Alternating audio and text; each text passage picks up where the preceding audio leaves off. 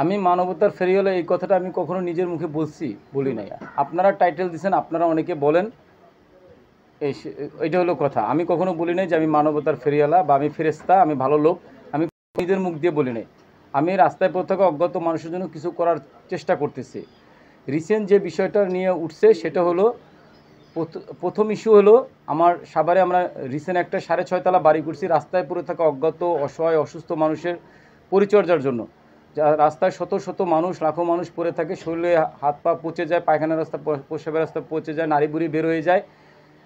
তাদেরকে রাস্তা থেকে তুলে এনে যাদের সাথে আচরণ করা হয় কুকুরের মতো, মানে কুকুর অসুস্থ হয়ে পড়লেও মানুষ না কেউ আগাই আসে দেখতে, কিন্তু মানুষ পড়ে থাকলে কেউ দেখতে আগাই আসে না। সেই মানুষগুলোকে রাস্তা থেকে তুলে এনে পরিষ্কার পরিচ্ছন্ন করে আমার কাছে পরিচর্যা করি, তাদের পরিচয় খুঁজি, একান্তই পরিচয় খুঁজে না পাইলে তাদেরকে আমার কাছে ভরণ পোষণ দিয়ে রাখি। ওইটা করতে যেয়ে আমার মনে হলো যে আমার একটা নিজস্ব আবাসন দরকার, এবং সেই আবাসনটা আমি ফেসবুকে, সোশ্যাল মিডিয়ার সকলের কাছ থেকে দান চেয়ে, স্বেচ্ছা দান, কোনো এনজিও ফান্ড না, গভর্নমেন্ট ফান্ড না, কোনো কোম্পানির ফান্ড ছাড়াই মানুষের স্বেচ্ছা দান দিয়ে টাকা তুলে একটা বাড়ি করছি 6.5 তলা, পার ফ্লোর 5,000 স্কোয়ার ফিটের, এবং এক একটা ফ্লোরে 70 থেকে 80 জন বাবা মা রাখার মতো ক্ষমতা আছে সেই জায়গায়। অলরেডি 2000, আমি একটু শেষ করি, 1 মার্চ থেকে আমরা সেখানে শুরুও করছি যাওয়া, এবং এখানে বসবাস শুরু করছে আবার বাবা মারা। আমার ওইখানে আমার প্রতিবন্ধী মিষ্টির ঠোঙ্গা, বাজারের ব্যাগ, ময়লার ডাস্টবিন, বাথরুমের মধ্যে ফালাই দেওয়া প্রতিবন্ধী বাচ্চাদের বিভিন্ন জায়গা থেকে তুলে আনি, বা প্রশাসন আমার কাছে পৌঁছায়, পুলিশ আমার কাছে দিয়ে যায়, তাদের লালন পালন করি। ওই বাড়িটার যেখানে করা হয়েছে, আমি ওই জমিটা 5%, 3%, 2% করে করে আস্তে আস্তে বৃদ্ধি করছি।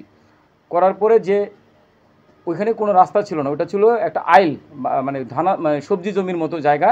সেইখানে করার কারণে আমার একটা রাস্তার দরকার ছিল। পরবর্তীতে আমি বাংলাদেশের ঊর্ধ্বতন বিভিন্ন লোকজনের সাথে যোগাযোগ করে হাতে পায়ে ধরে একটা রাস্তা নিছি, এবং নকশায় ওখানে 12 ফিট রাস্তা যায়, কিন্তু ওইখানে 12 ফিট রাস্তা নাই, এখনও নাই। 8 ফিট আছে, 7 ফিট আছে, 6 ফিট আছে, কোনো জায়গায় 10 ফিট আছে।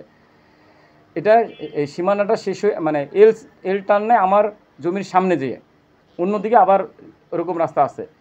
কিন্তু আমার পিছনের জমির মালিক যারা আছে, তারা আমার জমির উপর দিয়ে, কেনা জমির মাঝখান দিয়ে তারা 12 ফিট রাস্তা দাবি করে, এবং সেটা নিয়ে তাদের সাথে দ্বন্দ্ব জড়ানো হয়, এবং তাদের সাথে একটা ধস্তাধস্তির ব্যাপারও হয় আমার স্টাফদের সাথে।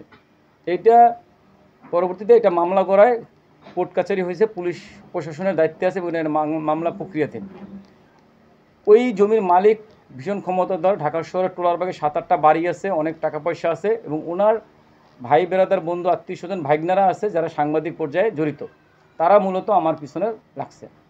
আচ্ছা, এই যে আপনার বিরুদ্ধে যে আপনি যে অসহায় মানুষগুলোর কথা বললেন, যাদেরকে নিয়ে আপনি কাজ করেন, এরা যখন দুনিয়া থেকে বিদায় নেয়, আপনার বিরুদ্ধে অভিযোগ আছে, বা অনেকে বলছে যে তাদের মৃত্যুর যখন গোসল দেয় তখন তাদের শরীরে সার্জারির কিছু সিমটম দেখা দেয়।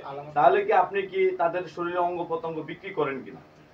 এটা প্রথম কথা হলো, আমি বিক্রি করি না, বা এরকম কোনো সুযোগ